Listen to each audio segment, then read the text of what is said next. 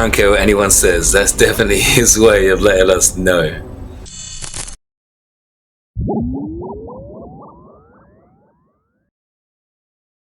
One of the most asked questions here is who filmed the craft leaving the moon in 1972? Who filmed the Apollo 17 lunar module leaving the moon?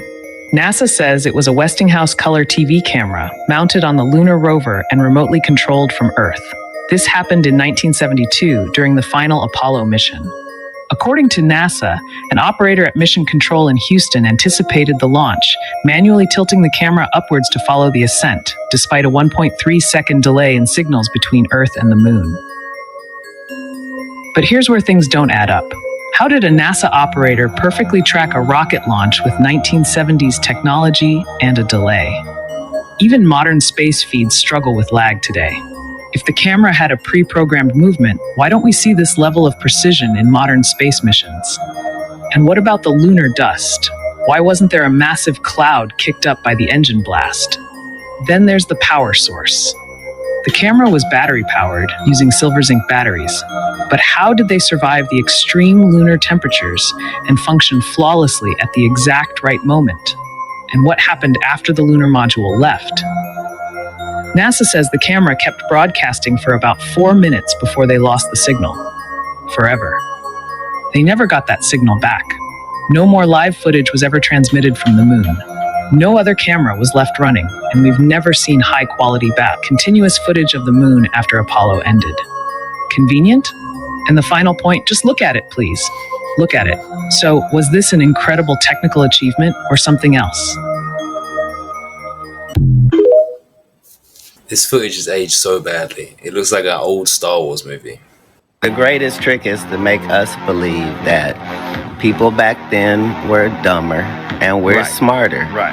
And that whole thing is a fallacy. I think we are the children of the survivors of some great catastrophe. Most human beings probably got wiped out in comet storms. And I think we probably there's been points in history that they know of where human beings got down to like 7,000 people. The Younger Dryas impact theory is a theory that Earth goes through a cycle of like comet storms every June and every November. And most of the time nothing happens. But every now and again we get hit. We get hit big. And they think we got hit big 11,800 plus years ago. And that had to restart civilization. And that what you're seeing from like Mesopotamia, all these people 6,000 years later, they think that is a rebuilding of civilization that was already like just whispers and stories and tales. And then they rebuilt it again thousands of years later. I'm a huge believer in this.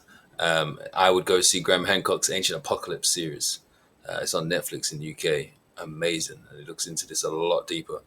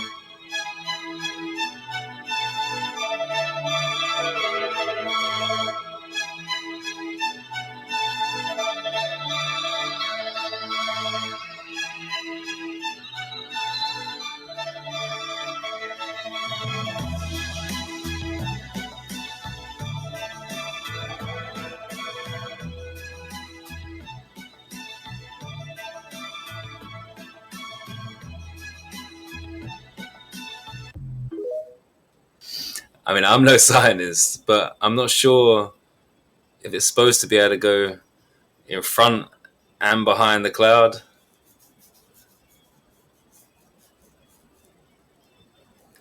It looks like a hot knife going through butter. How long do you think it's going to be before they make the announcement that we've had contact with outer space and the Gulford? What? Never. You don't think so? No. I used to think so. I used to think they were getting us prepared, but I have no doubt now that they never intended to, and I fully agree with you. Now, 5, 6, 7 years ago, I was going on a lecture, hey, you gotta listen to this, you gotta see what's going on. Now, I know they were I mean, mankind is not and will never be ready for this kind of information. Sure, it's interesting for you and me and a very small segment of society, and it's tremendously interesting. But no way should the public ever be told about this. What do you think would happen if they were? It would probably cause problems that the governments of the world are not equipped to handle. The basic issue is religion.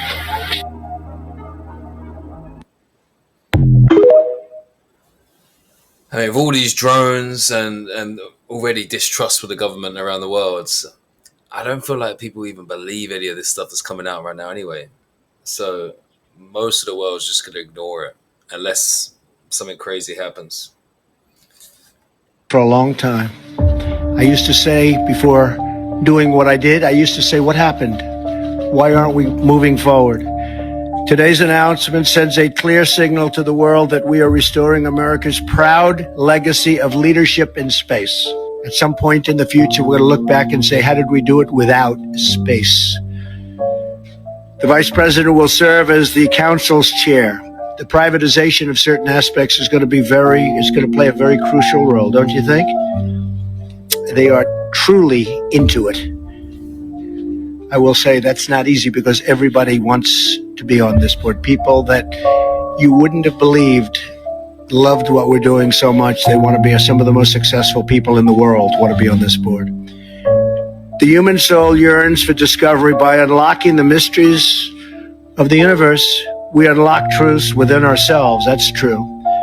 Our journey into space will not only make us stronger and more prosperous, but will unite us behind grand ambitions and bring us all closer together. Wouldn't that be nice?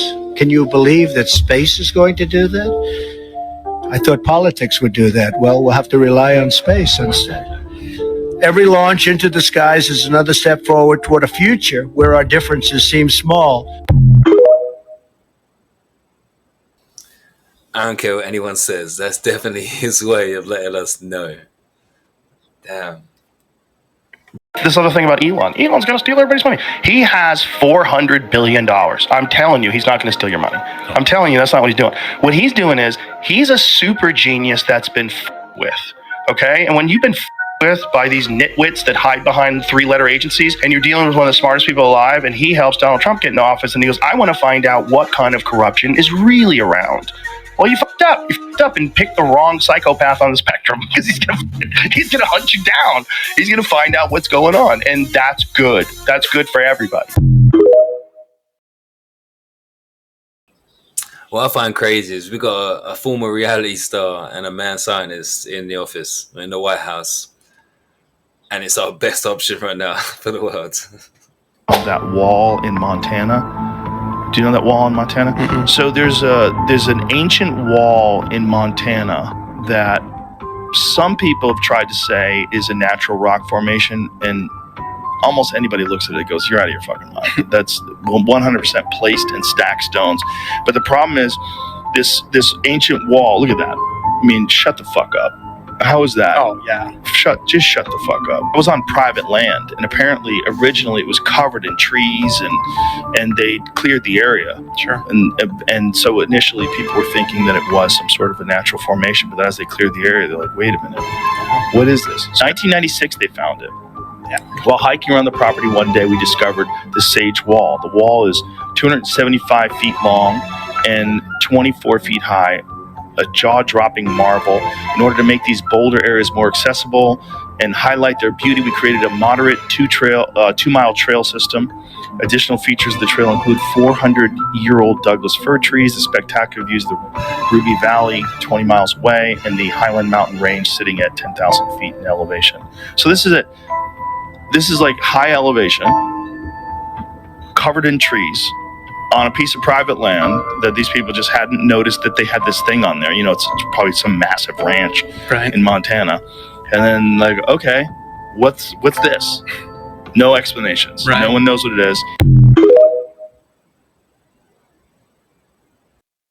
That sinkhole that ate this Illinois soccer field happened to your house. It would be more probable than what they found in these vases.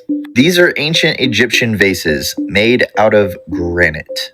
Some engineers saw this and said, hey, those are too precise, so they measured them. They were too precise for mechanical measurements, so they laser scanned them. The laser scan wasn't precise enough, so then they CT scanned them with an X-ray. CT scans are micron precise. That is a human hair. CT scans get that precise. You can see that level of detail. Here's one of them. Green means that if it was going on an airplane, it would be considered perfect. If I gave you a pencil with a micron thin tip, a perfectly straight line would be green. You're off by 3 microns, that's yellow. These are designed using circles. The pattern is based on sacred geometry. It's called radial traversion. It just means that every curve on that vase is a harmonic ratio like music. They tested the mathematically perfect pattern on a digitally designed vase. The difference between the perfect digital one and the Egyptian one was 9 microns. They then found out that the units they were working with were based on the speed of light. I'll let Ben explain this. This is very interesting, as it means that the base unit seems to be a simple whole number subdivision of the speed of light in a vacuum. All of this got a harsh reaction from the archaeological community for a very good reason. What they have to say they used based on that story is now proven false with data. Now, Flint uses these alabaster vases as an example. I literally just saw these at the Egyptian Museum. But those are not even close to as precise as this machined modern vase that they compared the Egyptian one to. They date these as pre-dynastic, so using only copper. But before they built the greatest monument of all time, they were able to produce hundreds of thousands of these at aircraft-grade precision. So saying that they resorted to slavery and just worked really hard makes them look worse, while saying they were more advanced immediately goes that direction. Just to make this clear, the Hindu, Egyptians, and the Mayans built their shit. No aliens, just these aliens, who told this story, took their stuff, in a time when horses were high-tech. Please go watch Ben's video for yourself. It's an hour and a half with all the evidence, and watch the counter evidence from people like Flint. What those people left will speak for itself. So you're telling me hundreds of thousands of things from vases all the way up to the pyramids themselves are this exact. So they obviously knew something we didn't know. As someone who went to school for years and studied countless hours on the Tesseract, I can tell you that this is the single most accurate depiction that I could possibly show you that you'd be able to perceive in our third dimension that we occupy. My thesis in grad school specifically focused on how the third dimension would be able to perceive the fourth when it came to objects such as the Tesseract, so I definitely know what I'm talking about. When my professor just forwarded this over to me, we get together on Thursday nights to talk about mathematics and high-end equations that most people don't understand. So when he sent this to me, my mind was blown. I was like, I knew I had to share this with my following. This is quite possibly, like I said, the most accurate depiction that you'll possibly see in your lifetime. There's nothing closer than this.